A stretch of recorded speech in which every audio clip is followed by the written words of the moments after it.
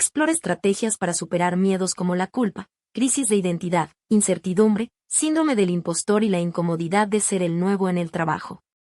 Aprende a reformular miedos, abrazar la incomodidad, visualizar el éxito, aprender de los contratiempos y construir una red de apoyo para transiciones laborales. Descubre técnicas como el establecimiento de miedos, visualización y autocompasión para convertir el miedo en combustible para el crecimiento. Navega desafíos con gracia. Desarrolla una mentalidad de crecimiento y empodérate profesional y personalmente. Hey there, deep divers. Ever get that feeling? Like a mix of excited and scared when you're starting a new job. Oh, yeah. It's kind of like you're standing at the edge of a diving board. Whole new world below you, but that first leap, Right. it could be super daunting. It can be. So that's what we're looking at today. We are taking a deep dive into an article. Okay. And it's called 5 Reasons You're Nervous About a New Job. Uh-huh. And hopefully we can use this to help you guys navigate those jitters and just make that whole transition a little smoother.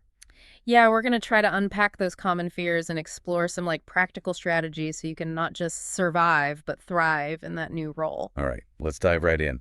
So the first fear this article addresses is that nagging feeling of guilt about leaving your current employer. Oh, yeah. Like, are they going to be okay without me? Am I letting them down? It's natural to feel some loyalty to your current team, but, remember that investing in your growth is ultimately going to benefit everyone involved. Yeah, it's like that saying, you can't pour from an empty cup. Yeah. So taking care of your own career aspirations allows you to just bring your best self to any role, past, present, future. Absolutely. And, rather than viewing your departure as a loss, you can actually look at it as a contribution. Oh. You've gained valuable experience, honed your skills, and now you're ready to share those strengths in a new environment. Yeah, and plus leaving on good terms can actually strengthen your professional network. Yeah. Bridges, not bonfires, right? Exactly. Okay, so the second fear that the article tackles is it's a little bit deeper. It's that feeling of being defined by your job title.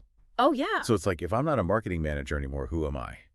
The age-old question of identity versus profession. Yeah. This fear often stems from that misconception that our worth is solely tied to our job titles. Yeah, it's like we get so entangled with our professional labels that we lose sight of the multifaceted individuals we are outside of work. Exactly. And while your job undoubtedly plays a significant role in your life, it's essential to remember that it's just one piece of the puzzle. Your passions, your hobbies, your relationships, all those things, those are all integral parts of your identity too. This reminds me of when I first transitioned from a traditional office job to freelancing. Uh-huh. It was a major identity shift for me. And I definitely had moments of, wait, who am I if I'm not commuting and wearing business casual every day? And how did you navigate that? Did you find ways to reconnect with those other aspects of your identity? I did. Yeah. It involved a lot of introspection, Mhm. honestly. I started journaling, exploring some new creative outlets, and spending more time on activities that brought me joy, outside of work. Mm-hmm. It was like rediscovering those core parts of myself that had been a bit overshadowed by my job title.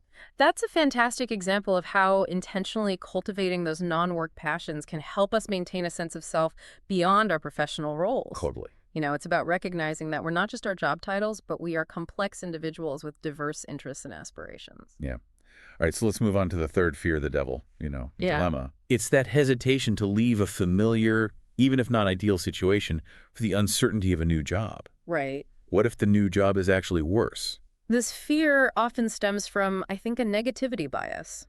Our brains tend to focus on potential threats and downsides, even when there's an equal or greater potential for positive outcomes. Yeah, it's like we get so fixated on the what ifs that we forget to consider the potential for growth and fulfillment and new opportunities. Exactly. And while it's wise to be aware of potential challenges, it's equally important to approach these new ventures with a sense of curiosity and optimism. Yeah, so instead of getting stuck in that what if it's worth loop, how can we kind of shift our perspective to embrace those possibilities? One powerful strategy is to actively seek out information and experiences that challenge those negative assumptions. Okay, so you mean like doing some detective work to uncover the truth about other companies and roles? Precisely. Instead of relying on hearsay or worst-case scenarios, conduct thorough research, connect with people in your desired field, and gather firsthand accounts of what it's actually like to work in those environments. Okay, so the article suggests informational interviews and virtual networking events as great ways to gather those insights. Those are fantastic options. Informational interviews allow you to connect with individuals in your target roles and gain valuable perspectives on their day-to-day experiences, company culture, career paths. Yeah, and virtual networking events can open doors to new connections and opportunities you might not have discovered otherwise. Absolutely. It's about taking ownership of your career journey and gathering the information you need to make informed decisions rather than just letting fear dictate your path. I love that. Okay, on to fear number 4. And this one tends to creep up on even the most accomplished professionals. Ah, yes. The infamous imposter syndrome. Imposter syndrome. That nagging feeling of, like, wait, they think I'm qualified for this. They've clearly made a mistake. Yeah, it's a surprisingly common experience, especially when stepping into a new role or taking on a new challenging project. It's like that little voice in your head whispering, you're not good enough. You're going to be exposed as a fraud any minute now. And that voice can be incredibly debilitating, preventing us from taking risks, pursuing our goals, and really fully embracing our accomplishments. So how do we silence that inner critic and step into our new roles with confidence? Well, one effective strategy the article highlights is to systematically analyze job descriptions for roles you're interested in, break down those required skills and responsibilities, and identify areas where your existing experience aligns. Okay, so it's like a confidence-boosting puzzle. Exactly. You're matching your skills and experiences to the specific requirements of the role. Exactly. And by focusing on those areas of alignment, you can start to reframe your perspective from "I'm not qualified" to "I actually possess many of the skills and experiences needed for this role." It's about shifting from self-doubt to self-assurance by recognizing your own capabilities. Absolutely. And while it's important to acknowledge areas where you may need further development, don't let those gaps overshadow your existing strengths. Right. It's about embracing a growth mindset and viewing those areas for development as opportunities for learning and expansion, not as evidence of inadequacy. Precisely. All right, so let's move on to the fifth and final fear. The article addresses the often dreaded awkwardness of being the new kid at work. Oh gosh, yeah, that feeling of walking into a room full of unfamiliar faces, not knowing the routines, wondering where to find the coffee machine. Right. It can be quite daunting. It's a natural response to unfamiliar environments. Our brains are wired to seek out those patterns and predictability, and when we're thrown into a new setting, it can feel really disorienting. Yeah, it's like our comfort zones have shrunk to the size of a pea pod. Right. But the article offers a rather intriguing solution, embracing discomfort now to build confidence for later. Intriguing indeed. So it's about proactively seeking out situations that kind of push us outside our comfort zones. Exactly. The more we expose ourselves to new experiences, the more adaptable and resilient we become. It's like building up those new situation muscles. I love that analogy. Yeah. So what are some practical ways we can incorporate this discomfort as training approach into our lives? Start small. Strike up conversations with strangers, try a new hobby, attend social events where you don't know many people. Okay. Each time you step outside your comfort zone, you're expanding your capacity to navigate unfamiliar situations with greater ease. So it's about reframing discomfort as an opportunity for growth rather than something to be avoided. Precisely. And the beauty of this approach is that it translates far beyond the workplace. It equips us to embrace change, navigate uncertainty, and approach new challenges with a sense of curiosity and confidence. This has been incredibly insightful. We've unpacked 5 common fears associated with starting a new job We have. and explored practical strategies for tuning those fears into fuel for growth. Yeah, and we've emphasized the importance of shifting our perspective, embracing discomfort, and recognizing that we possess the inner resources to navigate these transitions successfully. Welcome back to our deep dive on conquering those new job jitters. So we've identified some common fears, and now it's time to equip ourselves with some actionable tools, right? Absolutely. We've talked about, reframing our perspective, but now let's delve into specific techniques for not just managing those fears, but actually using them to propel ourselves forward. Okay, I love that, turning fear into fuel. Yeah. But how do we do that? It still feels kind of abstract. Well, one incredibly effective technique is something called fear setting. It was popularized by entrepreneur Tim Ferriss. And instead of just worrying about what could go wrong, you systematically identify and address those fears head on. So instead of letting them just swirl around in my head, I actually write them down and I confront them. Exactly. Ferriss suggests a 3-step process. First, define your fears. What specifically are you worried about? Second, determine the worst case scenario for each fear. What's the absolute worst that could happen? And third, devise a plan to prevent that worst case scenario or mitigate its impact. That's so interesting. It takes the ambiguity out of it and like makes them feel more manageable. And what's even more fascinating is that often when we actually articulate our fears and examine them closely, they lose much of their power. We realize that the worst case scenario isn't as catastrophic as we imagined, and we gain a sense of agency by developing a plan to address it. It's like shining a light on those shadowy fears and realizing they're not as intimidating as they seemed in the dark. Precisely. And once you've gone through this fear-setting exercise, you can shift your focus from worrying about the unknown to taking action to create the best possible outcome. Okay, that brings us to another powerful technique for turning fear into fuel, and that's visualization. Yeah, visualization is a mental rehearsal technique. It's used by athletes, performers, and successful individuals across various fields. Okay, so it's basically like creating a mental movie where you see yourself succeeding in your new role, right? Exactly. The key is to engage all your senses. See yourself confidently navigating those first few weeks. Hear yourself contributing in meetings. Feel the sense of accomplishment as you master new tasks. It sounds almost too simple, but I've actually used visualization before, like big presentations, and it really does help to calm those nerves. And what's fascinating from a neuroscience perspective is that when we vividly imagine ourselves performing an action, our brains actually fire neurons in a similar pattern as if we were actually performing the action. Oh, wow. So it's like we're giving our brains a sneak peek of success, which then makes it more likely to happen in real life. Exactly. By repeatedly visualizing those positive outcomes, we're creating a mental blueprint for success and priming our brains to act in alignment with that vision. Okay, this is all starting to feel a lot less scary and a lot more empowering. But what about those inevitable setbacks? Even with all the preparation and positive thinking in the world, we're bound to encounter challenges in our new roles, right? Absolutely. Setbacks are an inherent part of any growth process, and it's crucial to approach them with a healthy perspective.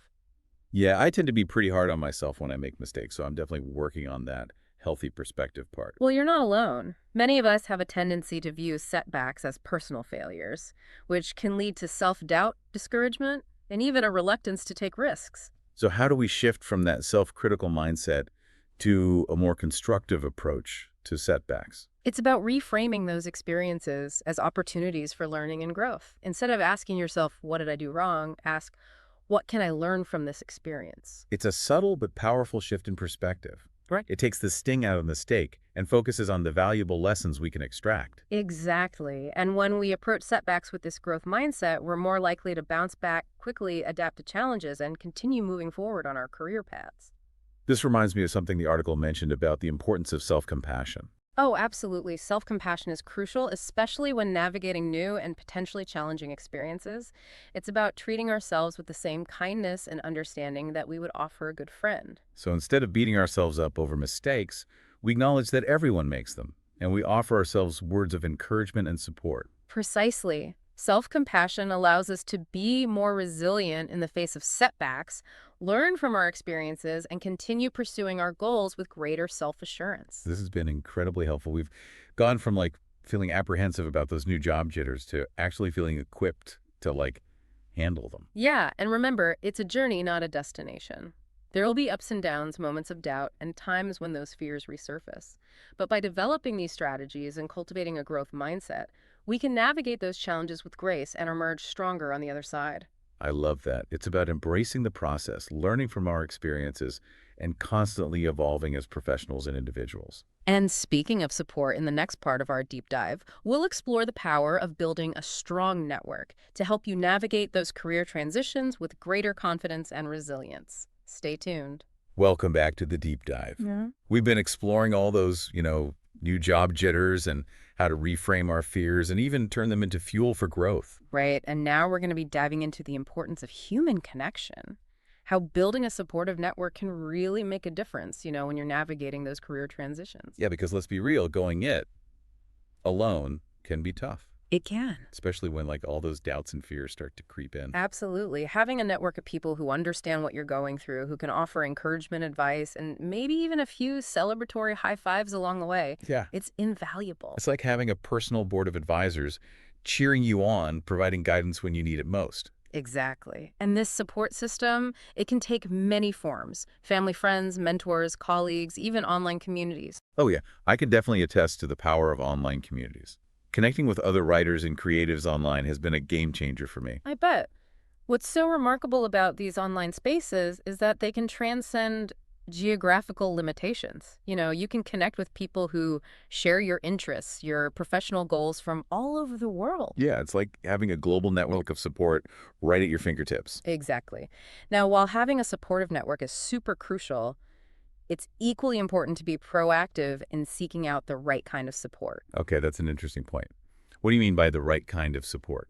Well, not everyone in our existing network may be equipped to offer the specific guidance we need for a career transition. Mm-hmm. For example, while our family and friends may be incredibly loving and supportive, Mm-hmm. they may not have, experience in our chosen field or understand the nuances of our industry. Okay, so it's about strategically expanding our network to include people who can provide insights based on their own professional journeys. Exactly. This could involve attending industry events, joining professional organizations, connecting with people on LinkedIn, or even reaching out to individuals we admire for informational interviews. It's like building a dream team of mentors and allies It is. who can help us navigate those twists and turns of our careers. Exactly. And as we cultivate these relationships, it's important to remember that networking is a two-way street. Right. It's not just about what others can do for us, Mhm. but also how we can contribute to their success. So it's about building genuine connections, sharing knowledge and resources and just supporting each other along the way. Exactly. And as we do that, we not only strengthen our own career prospects, but also create a more supportive and collaborative professional ecosystem for everyone. I love that. It's a win-win. So to wrap up this deep dive into conquering those new job jitters, let's just recap some of the key takeaways. Okay. So first, acknowledge and validate those fears. They're totally normal, Mm-hmm. but they don't have to hold you back. Right. Then reframe those fears as signals of something important, and then use them as fuel for positive action. Love it. Then visualize yourself succeeding in that new role. Yeah. Prime your brain for confidence and accomplishment. Yes. Embrace setbacks as opportunities for learning and growth. No one's perfect, and that's okay. Totally. Oh. And finally, cultivate that supportive network. Surround yourself with people who believe in you and can offer guidance and encouragement along the way. Awesome. And remember, dear listener, taking that leap of faith into a new career can be daunting, but it can also be incredibly rewarding. It's about pushing beyond our comfort zones, embracing new challenges, and, really discovering our full potential. We hope this deep dive has provided you with some valuable insights and practical tools to, approach your next career move with confidence and excitement. Remember, you got this, and we're here to support you every step of the way. Thanks for joining us on the deep dive. Until next time, happy diving.